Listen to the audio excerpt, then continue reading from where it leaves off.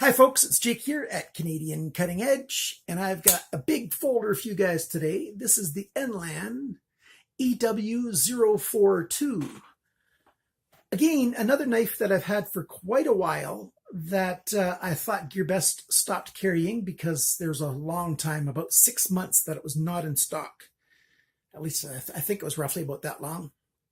And earlier this week, I noticed that it's in stock, and so I'm finally doing the review for this knife. This is a thick, fairly heavy folder. It's got a proprietary pivot screw, but GearBest has a $5 tool for that, and a number of Enlan knives have that proprietary screw, and so I went ahead and I've got the special tool for that, and that makes it very easy to adjust. 8 CR13 MOV stainless steel, big high saber grind, drop point blade with a swedge, jimping all the way down the back of the handle here. And it's a knife that feels good in a hand that's my size, and it's a robust, more than just an EDC. I think it can do more than just regular EDC tasks. It can actually work quite hard for an extended period of time. So if you're interested at all in a big aluminum stainless steel blade for a budget price, then stick around. The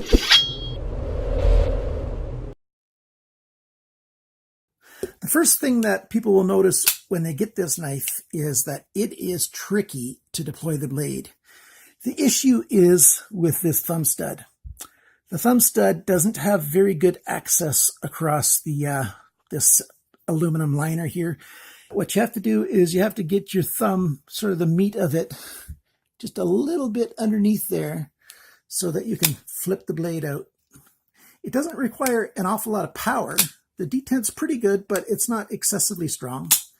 But once you're used to it, it's really, really easy to flip this blade out. But until you get used to it, it can be frustrating to get that blade deployed. Left hand, no go. They would have to even mill out the liner and the handle even further to get a thumb stud that can fit in there. Right now, the access, it's got a Torx access screw right there so that you can take the thumb stud off if you want to sharpen the blade, which is what I did. But you couldn't put it the other way around. There's just not room. You wouldn't be able to close the knife all the way because there's not enough of a relief on the handle scale right there. So this is definitely a right hand only knife. There's that proprietary pivot screw that I told you about.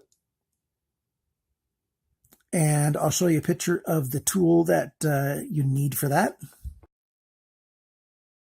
You know, the rest of everything is Torx. Works really well. Torx on the pocket clip, Torx on the liners and on the stop pin. Big open pillar construction, and you've got that hourglass shape on those open pillars. I like that shape. It gives it a more of a, some styling to it. And it's just a plain round, actually, that's just a pillar again. I wonder why they didn't make it nice like those ones. The stop pin's up here. The stop pin is just captured by the liners. So this pin screwed tight plus the pivot holds that pin in, the stop pin in place. I don't think that this comes in any other colors. I have seen some people call this one the EW042B. Apparently there's a version out in the past that has a coated blade or a bead blast blade or something, a different something on the blade. I've never seen that in the last 3 years. So, I can find it online somewhere, but just not in any stores. I've sharpened this blade myself. I've had this knife for quite a while, and you can see that I did a pretty good job sharpening it. It's fairly close to a mirror finish.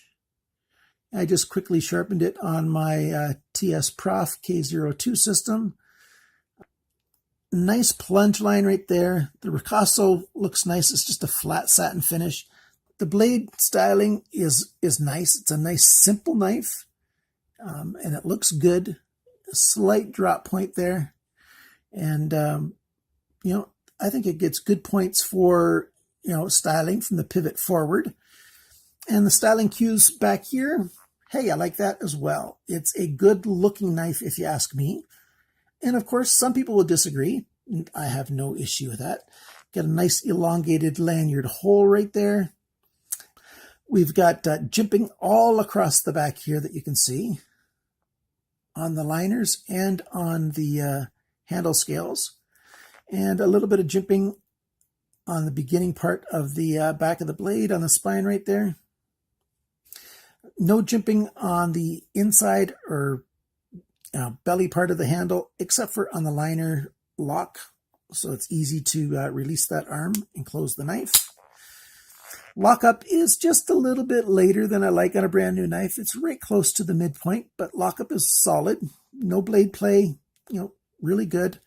And alignment when it's closed is right down the middle, just the way you want it. We've got a cutting edge, 8.5 centimeters, 3.35 inches.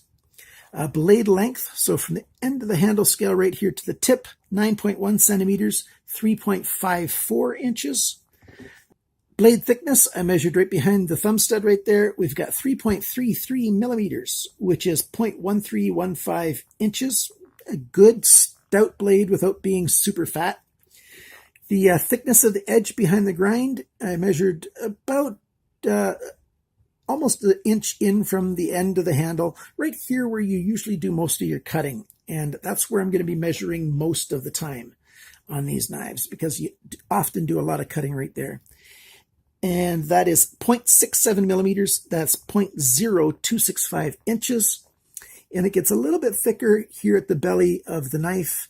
It's a very robust cutter. This edge is strong. It's not going to roll, chip, whatever. Well, it can, of course. Anything can go bad, but chances are pretty low. It's a nice, strong cutting edge. You've got a little bit of a sneak up choil right here, in case I forget to mention it later, so to do some delicate cutting. Let's talk about the handle length right here, 12.15 centimeters, which is 4.78 inches. And then the grip area, and I'm not counting this forward choil this time, but from my fingernail side right there to the end of the handle at the bottom here, 9.9 centimeters, 3.9 inches. And the handle thickness, not counting the pocket clip, is 0.18 centimeters, which is 0.7 inches. This is a thick knife. It's got some robustness to it. And the full length of this knife is 21.25 centimeters, which is 8.37 inches. And yeah, the heft and the weight of this knife is 175 grams, 6.2 ounces. A big factor for that is not only the thickness of these aluminum handle scales, but the liners have no skeletonization in them at all. There's no weight reduction there at all. So they should have milled out the inside of these liners. Then they could have still kept them that thick if they wanted to. And they should have, cut some holes into those liners to give this knife a little bit less weight. Because there's not very many people that want a 6-ounce knife that's, just a little over 8 inches. What do I like and don't like about this knife? I don't like this pocket clip for a couple of reasons. Functional, yeah, it works. It holds okay. Doesn't create hot spots in the hand. But there's things that I don't like. Number one, I don't like that you've got an inch of knife sticking out of your pocket when you've got it in your pants. That's like just over 2 centimeters, 2.2 centimeters sticking out of your pocket right there, 2.3, whatever. That's too much. I don't really mind tip down. That's not my main complaint, but I wish it was deeper in the pocket, and I wish that this pocket clip was a little bit smaller as well. It's a bit big, and it's quite a bit too far down the knife. I would have preferred either tip up or tip down and right or left. I really do like 4-way pocket clips. That's my first preference.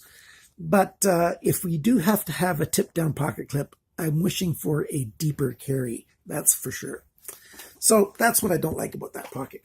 It's got a unique look to it. There's not that many knives that look like this, so that's a good thing. I like the grip all over the back here. This jimping isn't aggressive. It's not getting hot in the hand, but when you're holding the knife in whatever other way you want, I'm going to give you a wider shot here. I like having a knife that I've got a lot of different ways to hold on to it. That's always good.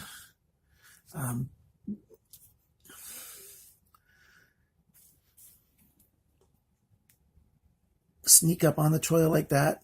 So there's lots of different ways to grip this knife, and you get a really good grip on it, in some significant part because of this jimping all across there. So the jimping is decorative and it's functional as well. The little jimping on the end of it's not really a thumb riser because it's kind of flat there. That helps out as well. Gives you a good bit of purchase on there. So that's a good thing. My hand size is large, borderline on extra large, between 10 and 11 in the European sizes. And so this knife is designed for a big hand. So it's a decent knife to carry, a little bit heavy, but a lot of different ways to grab it securely and work hard with it. I really do like this high saber grind. I didn't show you the washers yet, so here's a picture of the washers. Or you probably saw the washers when I showed you a picture of the liners already. So yeah, it's a decent knife. Not great, not terrible. What's the price for this thing? Just over $15 US at GearBest, plus a little over $2 shipping. In Canadian, it's just under $19 Canadian, plus almost $3 shipping. So that's like $22. Euros, $12.81 plus two euros for shipping. In pounds, it's $11.34 plus $1.76. If you only buy this one knife, that's what the shipping is. If you buy a couple of things, then the amount of shipping per knife goes down by a fair bit. So it's always good to plan ahead and buy a couple of things. If you'd like to buy this or anything else, please use my links in the description below. If you want to buy something from GearBest and you're not in a crazy hurry and you want to support Canadian Cutting Edge, you can email me the link for the thing that you want to buy, and I will send you a referral link. And that way you'll still get it at the low price, and I get a tiny bit of a commission. And I will also check and see if there's a coupon code for you for that. So if you go to a little bit of trouble to help me out, I'm going to go to a little bit of trouble to help you out. And we can help one another that way. Let's do some cut tests with this thing. So I've sharpened this knife myself, which I'm going to do with all of my reviews from now on in, because how a cutting edge is from the factory doesn't really mean that much to me, because it's not going to be that cutting edge for most of its life. For most of its life, it's going to be the cutting edge that I put on it. And that is a sharp edge, if you ask me.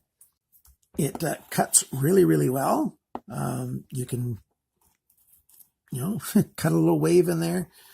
You can just cut down. It's a good sharp blade, nice and strong. Let's cut some paracord here. Here's 4 strands of paracord, and it just zips through it like nobody's business. This knife cuts very, very well. I just didn't make it through that last tiny bit, did I? Well, here we go. Watch this. Cuts just great. And you can just, it knocks it flying. It's a good cutting blade. I do really like 8CR13 MOV for a budget knife. Enlan does a good heat treat on it, and it stays sharp for a reasonable amount of time. It's certainly not a super steel. It's not even a mid-grade steel, but it's a good, rock-solid budget steel. I give it a recommend. If you're looking for something like this. If you're looking for something else, hey, go buy something else. Don't buy something just because I give it a good recommend if it's not something that's appealing to you. Yeah, buy what you like. Thank you so much for watching. Thanks for liking, commenting, sharing, and subscribing. Please click on that bell. I'm thinking that by this time next week, so by the, I'll put it on the screen, October, I don't know, what is it, the 21st or whatever, chances are very good that by then my giveaway will be over. So if you've not yet joined my giveaway, or if you know somebody else that you want to tell about the giveaway and let them know and get them to subscribe to the channel, share that information. I've got a link to the giveaway at the very end of this video. Thanks so much again. Remember, always cut towards your chum, not your thumb.